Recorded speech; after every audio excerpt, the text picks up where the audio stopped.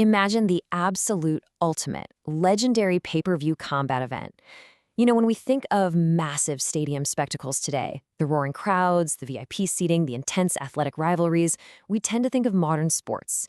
But the ancient world, well, they had us beat by a long shot.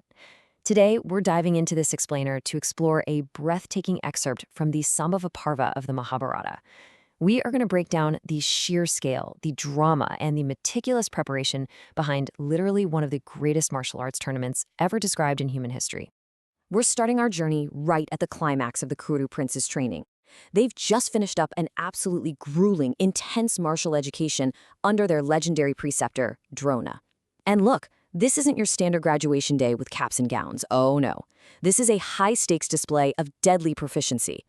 The princes are finally ready to show the world exactly what they're made of, and Drona knows it's time to test them. Not just in practice, but under the blinding pressure of a massive public audience. Section 1. The Master's Request. Let's see how an event this massive actually gets the green light. So, Drona approaches the blind King Dhritarashtra, who's surrounded by his wise ministers and legends like Bhishma and Kripa, to formally request a public trial for the princes. The king's response is immediate, and honestly, it brilliantly captures the emotional core and tragedy of his character. He says, "Grief arising from my own blindness maketh me envy those who, blessed with sight, will behold my children's prowess in arm." It pulls you right in, doesn't it? I mean, he's authorizing this unfathomably grand spectacle, pouring the kingdom's resources into it, knowing full well he will never be able to witness a single second of it with his own eyes. Section 2. Preparing the epic arena. Once the king gives the word, the real work begins.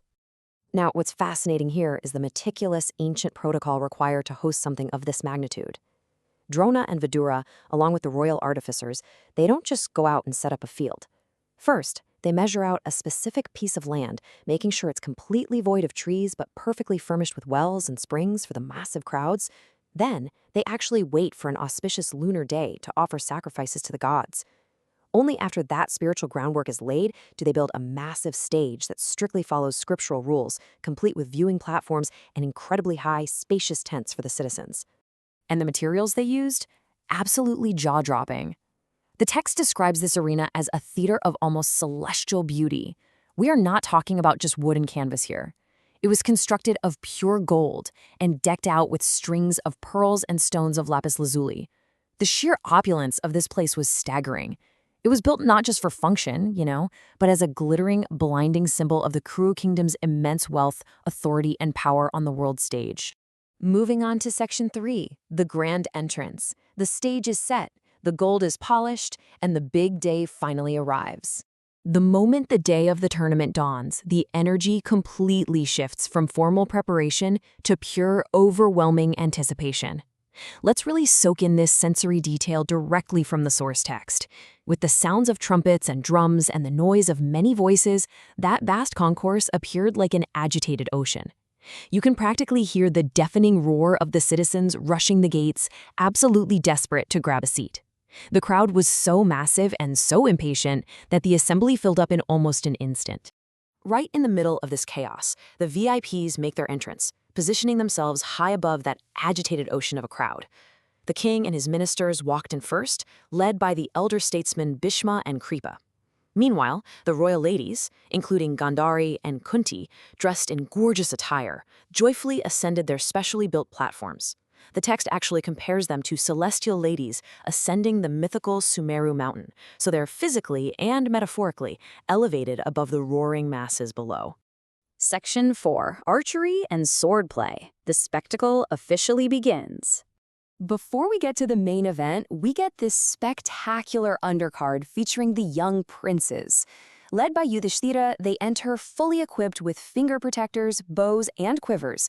But this wasn't just some chaotic brawl, it was an awe-inspiring display of precision martial arts. I mean, they're riding horses at breakneck speeds, yet calmly hitting targets with arrows that actually have their own names engraved on them. They demonstrate perfect symmetry, grace, and firmness of grasp, transitioning seamlessly from archery to the deft use of sword and buckler. The skill level was so surreal that spectators literally thought they were looking at the magical illusionary city of the Gandharvas. The atmosphere in the stands was absolutely electric. The text paints such a vivid picture here as the princes unleash their arrows. Some spectators actually lowered their heads, literally ducking to avoid the falling shafts. But hundreds of thousands of others kept their eyes wide open, completely fearlessly, screaming, well done, in absolute amazement at the incredible agility and swordplay unfolding right in front of them. Section 5. The Heavyweight Clash. The undercard is over, and it is time for the ultimate showdown. Suddenly, the graceful archery and swift swordplay come to a halt. The whole atmosphere shifts as two new figures step into the ring. Enter Vrikodara and Suryodhana, who you might know better as Bhima and Duryodhana.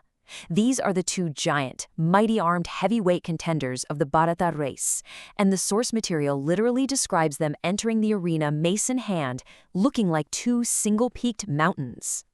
The contrast here is just staggering. Think back to earlier in the day, when Drona, the master, entered. He was dressed entirely in white attire, white locks, white beard, white sandal paste. He looked mystical, described like the moon accompanied by Mars in an unclouded sky. But these two heavyweights? Yeah, they aren't calm moons. They roar into the arena like two infuriated elephants, violently contending for a mate.